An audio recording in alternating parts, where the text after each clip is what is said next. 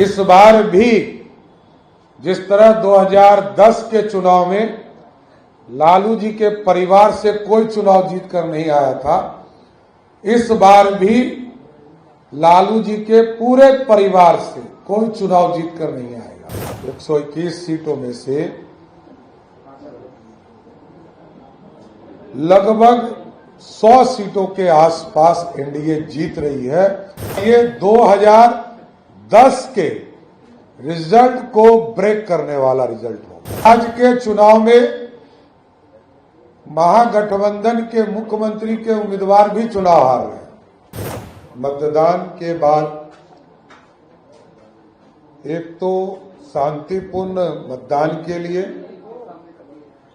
बिहार के प्रशासन को, बिहार की जनता को और चुनाव आयोग को धन्यवाद देना चाहता हूं।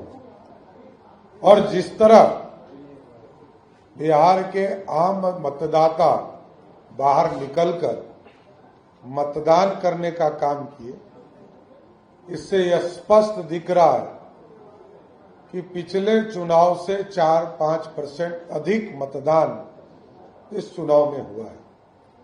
और आगे भी अभी तो कई जगह वोटिंग चल भी रहा है।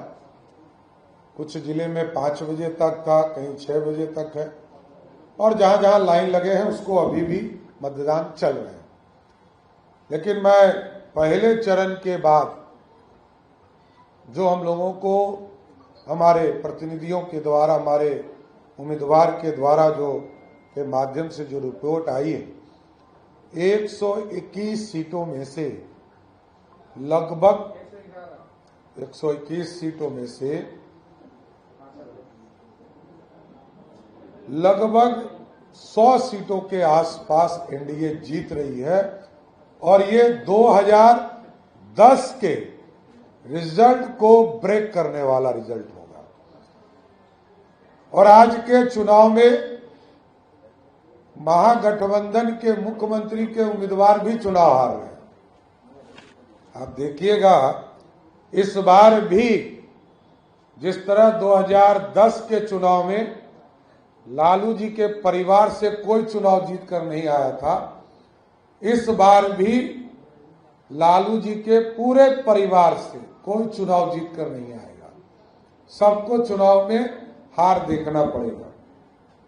इसलिए मैं आज फिर से बिहार की जनता को, बिहार के प्रशासन को और इलेक्शन कमीशन को धन्यवाद देता हूं कि शांतिपूर्ण मतदान और बिहार में बिहार की महिलाएं, नौजवान जिस तरह मतदान एनडीए के लिए की है, सबको मैं बधाई देता हूं, धन्यवाद देता हूं, जिन्होंने एनडीए पर भरोसा किया, आदरणीय प्रधानमंत्री नरेंद्र मोदी जी पर भरोसा किया, बिहार के मुख्यमंत्री नीतीश कुमार जी पर भरोसा किया और एनडीए के पक्ष में मतदान किया।